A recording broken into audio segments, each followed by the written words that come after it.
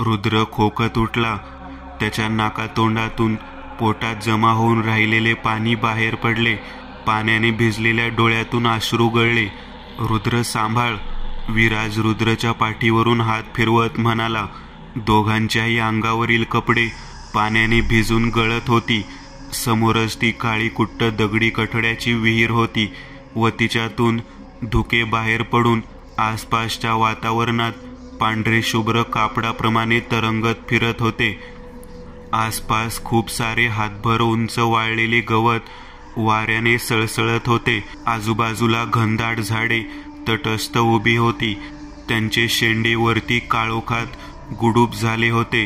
रातकिडे कर्कशपणे किर्र आवाज करत त्या शांत वातावरणाला भंग करत होते. विराज, तू इथे?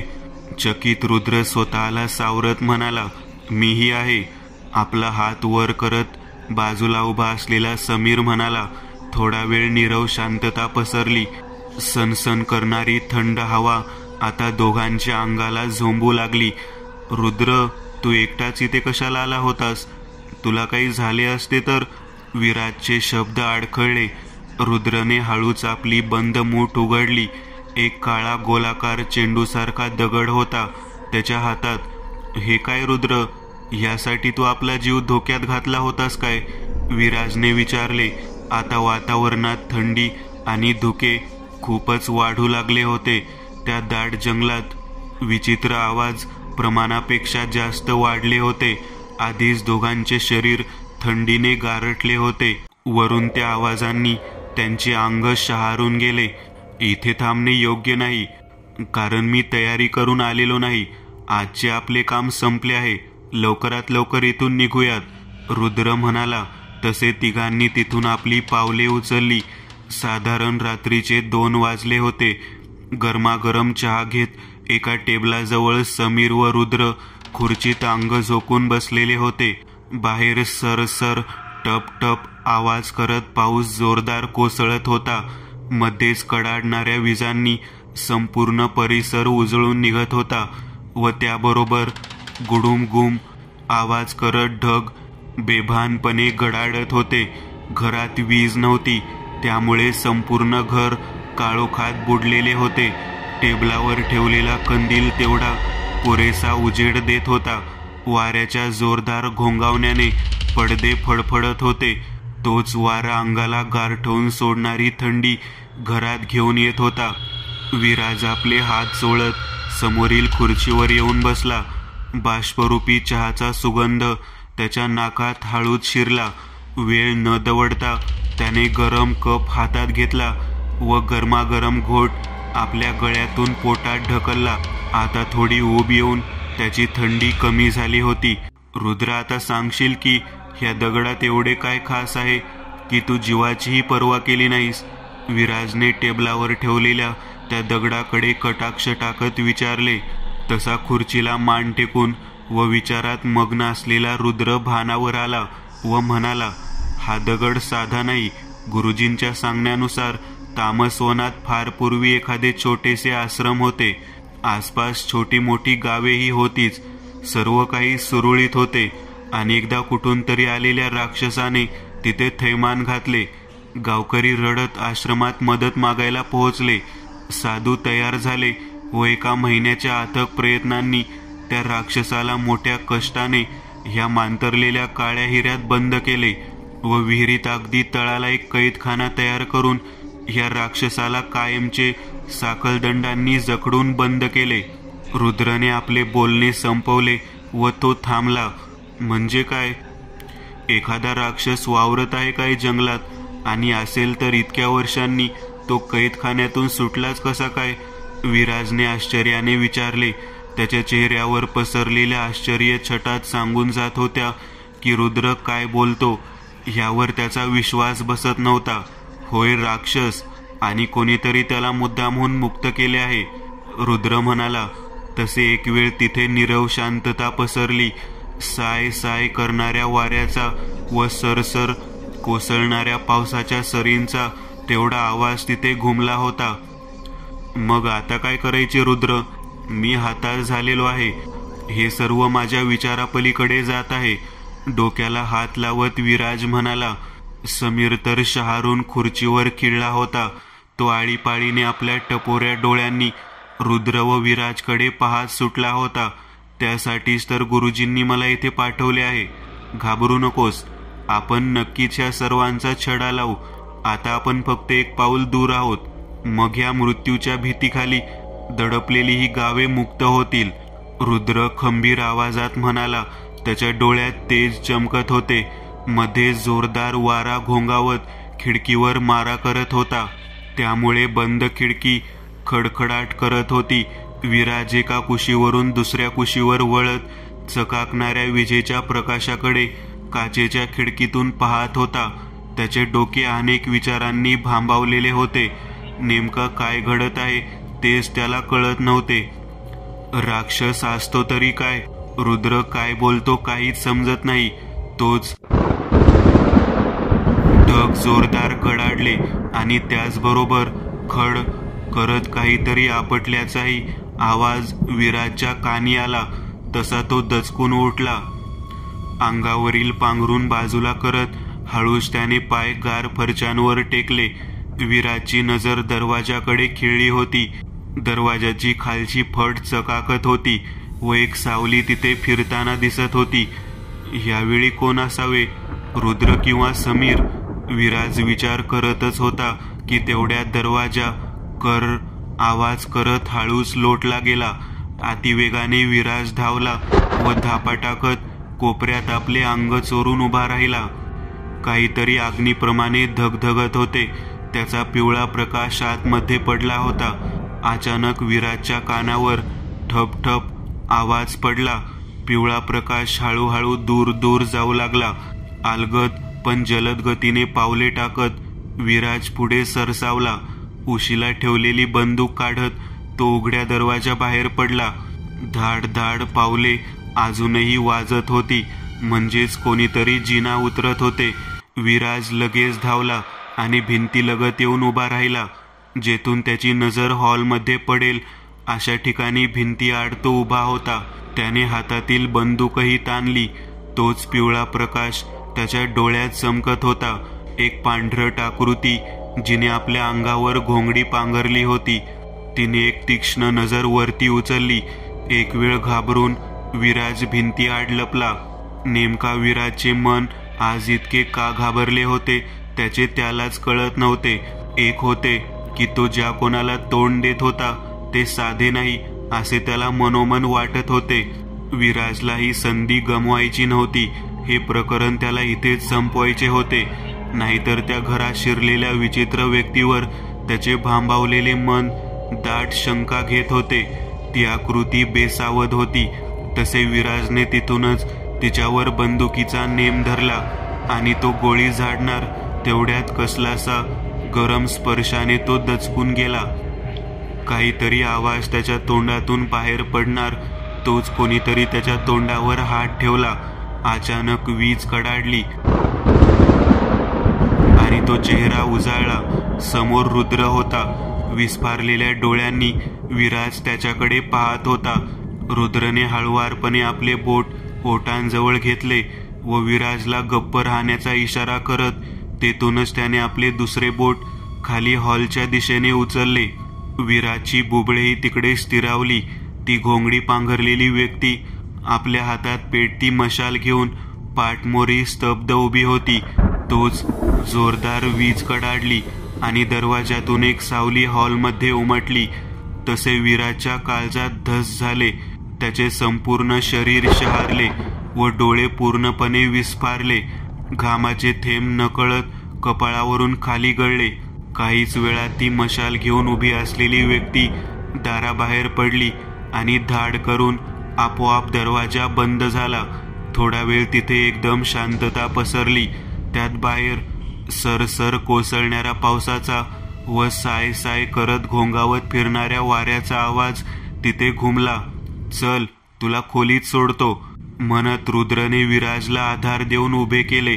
अचानक बसलेल्या मोठ्या धक्क्यामुळे विराजचे शरीर थरथरत होते. कुठेतरी नजर खिळवलेल्या अवस्थेत विराजला रुद्रने खोलीत आणून पलंगावर बसवले. रुद्रने काडीपेटी हातात घेऊन फर्र करत काडी ओढली. जर आवाज करत काडीने पेट घेतला व हळुवारपणे कात सारत रुद्रने कंदील पेटवला.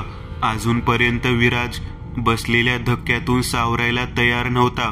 तो कुठेतरी शून्यात नजर खिळवून गुपचूप बसला होता. शरीर काही प्रमाणात थरथरत होते व तोंडावर घामाचे थेंब जमा झाले होते. विराज विराज विराजला हलवत रुद्रने त्याला हाक दिली. रुद्र ते विराज दचकून जागा झाला व काहीतरी बडबडला. शांत हो, पाणी घे म्हणत पाण्याने भरलेला ग्लास रुद्रने विराज पुढे धरला. गार पाणी घशात ओतत विराज काही वेळ शांतपणे डोळे मिटून बसला होता. आता बरे वाटते ना? रुद्रने विराजला विचारले. होय रुद्र, खरोखरच दरवाजाबाहेर राक्षस उभा होता काय? विराजच्या थरथरत्या ओठातून शब्द फुटले. तुम्ही काय पाहिलेस? रुद्रने उलट विराजला प्रश्न विचारला. तसे विराजचे डोळे विस्फारले. रुद्र, दरवाजाबाहेर 2 जाड पावले उभी होती आणि चमकून गेलेल्या विजेच्या उजेडात त्याची सावली हॉलमध्ये उमटली होती. अगदी धिप्पाड देह, डोक्यावर सुळ्यासारखे 2 शिंगे असल्याचा भास झाला होता. औंढा गिळत विराज म्हणाला.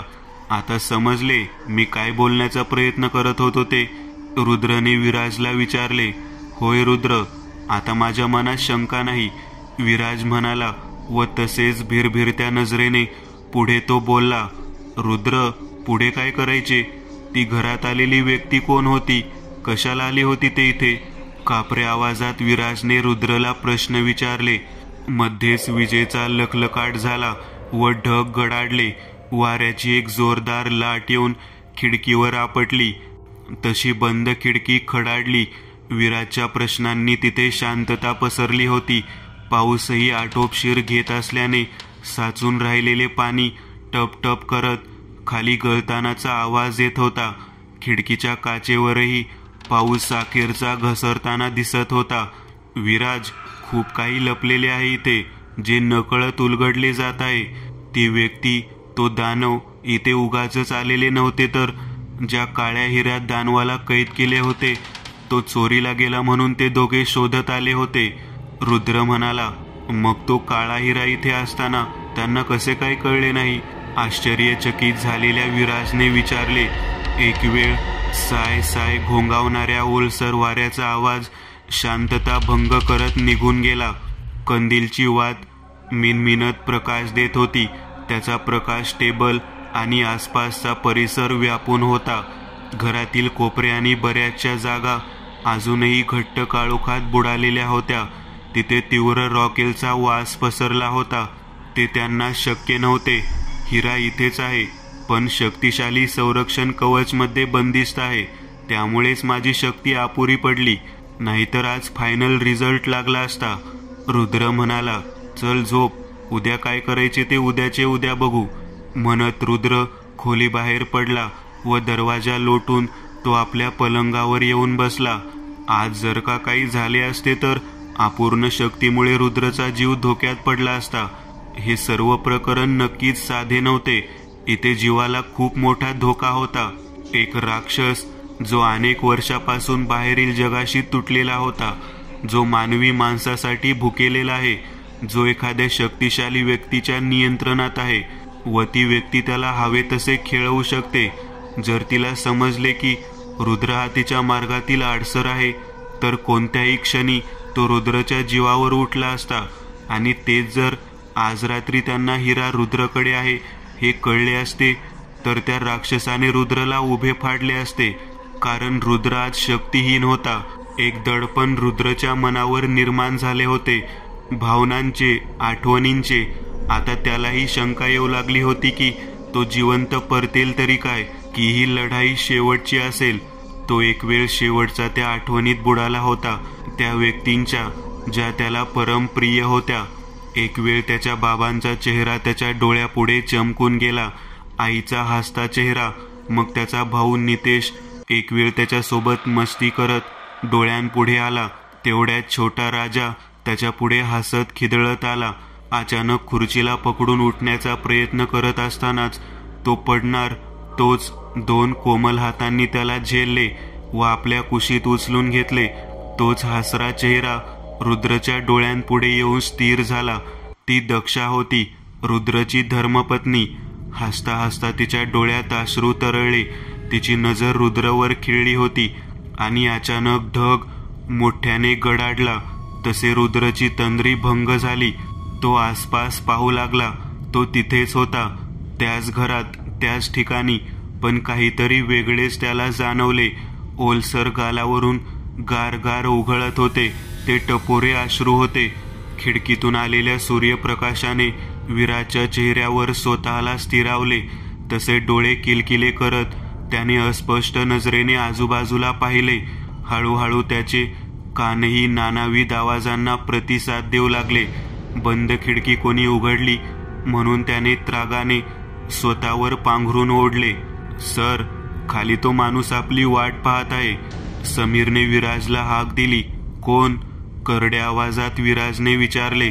सर, रुद्र. ते नाव ऐकताच विराज गडबडून जागा झाला.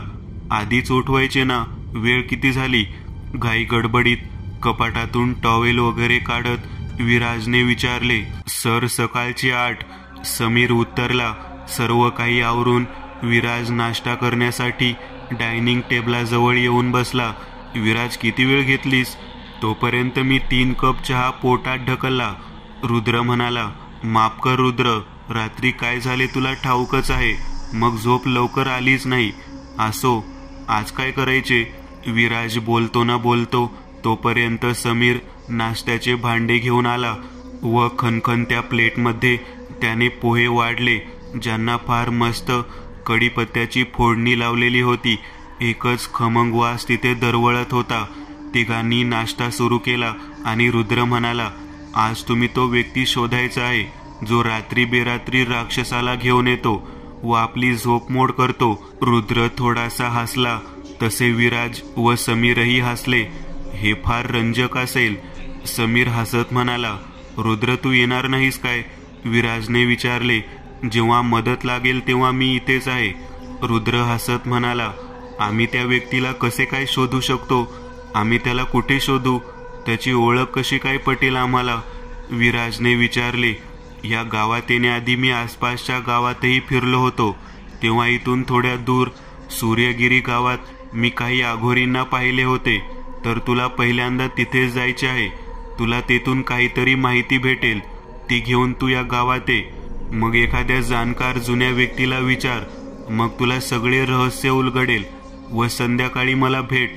रुद्र म्हणाला. रुद्र, काहीच समजले नाही.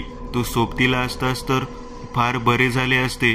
विराज गोंधळलेल्या अवस्थेत म्हणाला. मी आलो असतो, पण मला आज आराम हवाय. काळ्या हिऱ्याला संरक्षण देण्यासाठी मी माझी खूप सारी शक्ती नाहक वाया घालवली. तसेच उद्या आपल्याला हे सर्व प्रकरण एकदाचे संपवायचे आहे.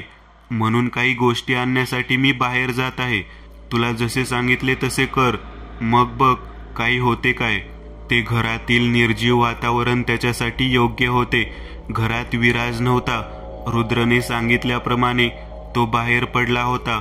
आजूबाजूला नीरव शांतता होती. सर्व दरवाजे बंद होते.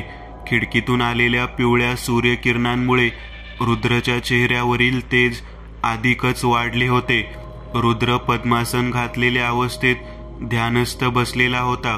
त्याच्या आजूबाजूला एक वेगळाच प्रदेश होता. फक्त पांढरा शुभ्र. पाय घोट्यापर्यंत आतमध्ये जात होते व गोठून पाहिल्याप्रमाणे थंड पडत होते. अगदी बारीक हलके कापसाप्रमाणे हिमकण अवकाशातून खाली पडून त्या विशाल पांढऱ्या हिम समुद्रात विसावत होते. ती हाडे गोठवणारी थंडी रुद्रला चिकटून होती. समोरच ती गुहा होती. काही वर्षांपूर्वी रुद्र तिथे आला होता व आज पुन्हा तो तिथे परतला होता. गुहेत एक हातावरही ठीकसे दिसत नव्हते. एवढा काळाकुट्टा अंधार होता. तरीही रुद्रने आपली पावले आतमध्ये टाकली. आतमध्ये काही खोल गेल्यावर कुठून तरी गुहेच्या कपारीतून हलकासा सूर्यप्रकाश आतमध्ये पडलेला दिसला व त्यामुळे तेथील परिसर उजाळून निघाला होता. आजूबाजूला काही हिरवी वनस्पती उगवलेली होती व गुहेच्या एका कोपऱ्यात एक शांत झरा वाहताना दिसत होता. एका सपाट व उंच दगडावरती एक ओळखीचा चेहरा रुद्रला ध्यानधारणेत बसलेला दिसला.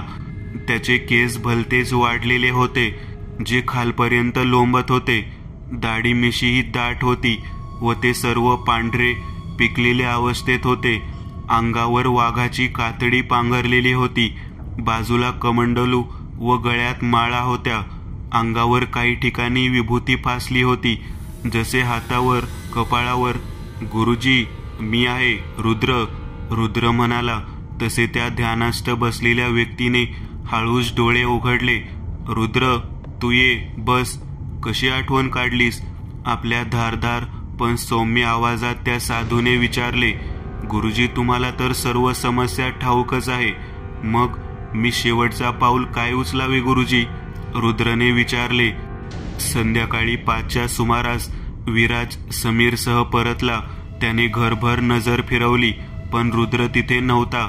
समीर, जेवण बनव, तोपर्यंत मी तयार होऊन येतो, म्हणत विराजने आपले पाय उचलले व संपूर्ण हॉल पार करून तो मागच्या दरवाजापर्यंत पोहोचला.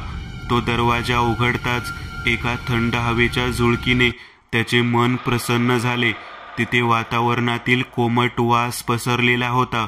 सर्वत्र हिरवळ डोलत होती व काहीच पावलांच्या अंतरावर हिरव्या गवताने भरून गेलेल्या विहिरीचे कठडे नजरेस पडत होते.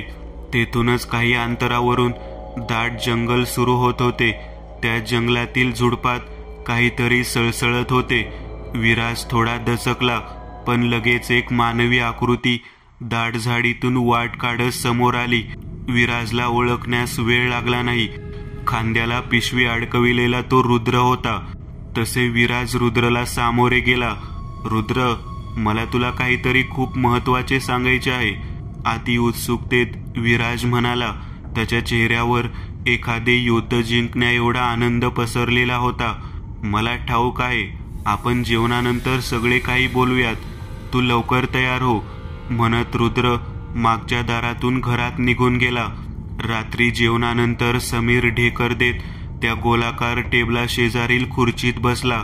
विराज आपली बोटे चाळत आधीच तयार होऊन बसला होता. तो आपली पावले अधिक जोरात हलवत होता. तेवढ्यात रुद्रही तिथे येऊन पोहोचला. जेवण खूप चांगले होते, खास करून तुरीची ताजी डाळ व भेंडीचे भरीत. धन्यवाद सर, समीर हसत म्हणाला. रुद्र, आम्ही गेलो होतो सूर्यगिरी गावात. एका जुन्या मंदिरात त्या अघोरींचा तांडा वास्तव्य करून आहे. तिथे जाऊन आम्ही मोठ्या अडचणींना पार करून एका मुलाची माहिती मिळवून आणली. कोणीतरी होता जो जंगलात त्यांना बेशुद्ध अवस्थेत सापडला होता. त्याचे नाव काहीतरी विवेक असे होते. तो नंतर तिथेच वाढला, सर्व अघोरी विद्या शिकला आणि असाच एक दिवस तेथून गायब झाला. नंतर आम्ही विवेक नावाच्या मुलाविषयी इथल्या गावात येऊन जुन्या म्हाताऱ्यांना विचारले आणि एक धक्कादायक माहिती समोर आली. विराज अडखळला. मला तेच अपेक्षित होते.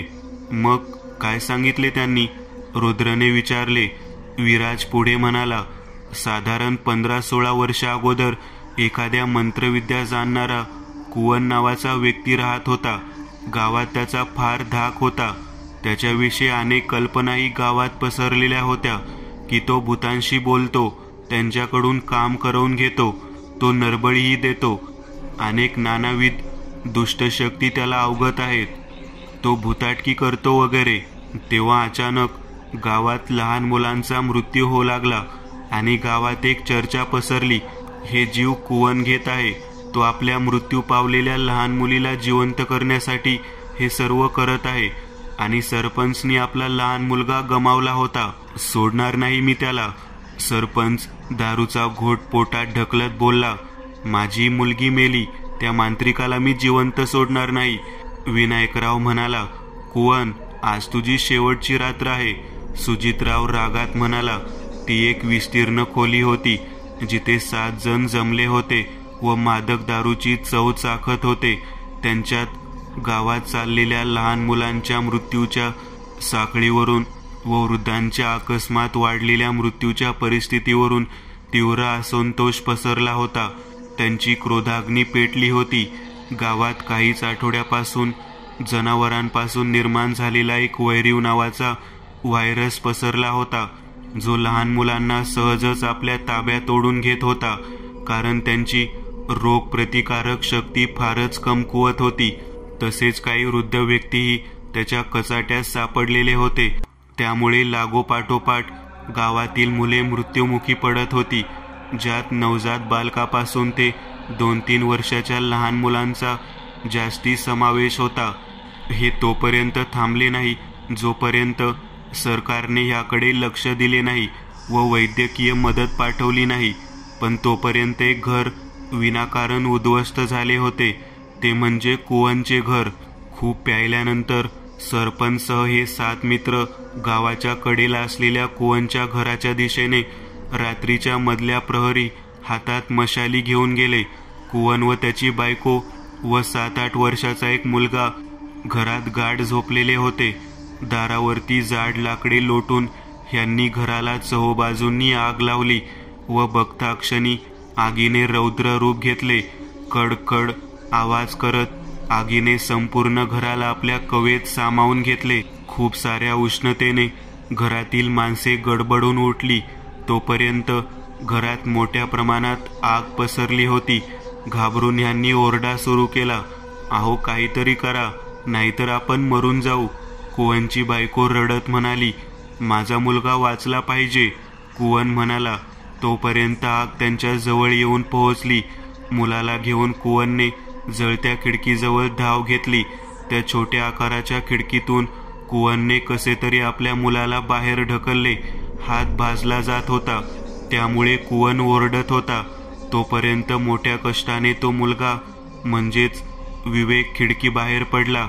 त्याच्या कपड्यांनी पेट घेतल्यामुळे तो ओरडत जमिनीवर गडाबडा लोळत आग विझवण्याचा प्रयत्न करत होता. तो ओरडा ऐकून सरपंच व त्याचे मित्र धावत तिथे आले. "अरे, मारा त्याला!" लालेलाल झालेले डोळे विस्फारत सरपंच ओरडला व हे बाकीचे लटपटत मुलामागे धावले. विवेक धावत होता. अंग भाजल्यामुळे तो कणत होता व थरथरत्या ओठातून रडण्याचा आवाज बाहेर पडत होता. हे 7ही जण खूप प्यायल्यामुळे त्याचा पाठलाग करू शकले नाहीत. पण तोपर्यंत आगीच्या तावडीत सापडलेले ते घर कोलमडून पडले. विराजने आपले बोलणे संपवले. त्यामुळे त्याने गावातील सरपंचला व त्याच्या मित्रांना मारले. पण त्याच्या या प्रतिशोधाच्या ज्वालेने कितीतरी निर्दोषांचा जीव घेतला आहे. रुद्र म्हणाला. "पण रुद्र, तुला या विवेकविषयी कसे काय कळले?" "प्रश्नच आहे," विराजने विचारले. "तो घरात आला होता तेव्हा मी त्याला निरखून पाहिले होते. सोडलेले व दोरीसारखे जाड राखेने भरलेले केस व हातापायावरही स्मशानातली राख फासली होती. हातात एक विचित्र काठी होती, जिच्यावर नरमुंड स्थिरावलेले होते. तो तेव्हाच आला होता ज्या रात्री मी येथे पहिल्यांदा आलो होतो. मी सांगितल्याप्रमाणे मी इथे येण्याआधीच आसपासच्या गावात व सूर्यगिरी गावात फिरलो होतो. तेव्हा एक आघोरी समुदाय सूर्यगिरी गावात माझ्या नजरेस पडला होता. तो सोडला तर आसपासच्या परिसरात दूरपर्यंत आघोरींचा पत्ताच नाही. मग मला थोडेसे वाटले की आपल्या घरात आणलेल्या आघोरींची माहिती आपल्याला तिथेच मिळेल, आणि जर माहिती मिळाली तर साहजिकच आहे, सर्व प्रकरणही उलगडेल." रुद्र स्मित करत म्हणाला, "आता काय करायचे? मी आज रात्री सर्च ऑपरेशन करून त्याला पकडतो व ताब्यात घेतो." विराज म्हणाला, "नाही, ते शक्य नाही विराज. तो राक्षस त्याच्याबरोबर असता तू त्याला हरवू शकत नाही." रुद्र म्हणाला, "मग काय करायचे?" विराज विचार करत म्हणाला. एक वेळ तिथे शांतता पसरली. घरातील वीजही गेली होती. त्यामुळे समीर कंदील पेटवून तिथे घेऊन आला. तो जळका थोडा विचित्र रॉकेल आणि जळती वात मिश्रित वास तिथे पसरला. हलकासा पिवळा प्रकाश तिथे नाचू लागला. त्यात लांबट सावल्या थरथरू लागल्या. रुद्र म्हणाला, "काळजी करू नकोस, हे सर्व संपलेच म्हणून समज. जर मी परतलो नाही तर दक्षाला हे माझ्या हाताने लिहिलेले पत्र दे." रुद्रने आपला हात पुढे केला. त्याच्या हातात ते पत्र होते व आज पहिल्यांदाच त्याचा हात थरथरत होता. "रुद्र, मी ते घेणार नाही. तू नक्कीच काय करणार आहेस मला सांग." विराजला धक्का बसला होता व तो थोड्या मोठ्याने ओरडत मागे सरकला.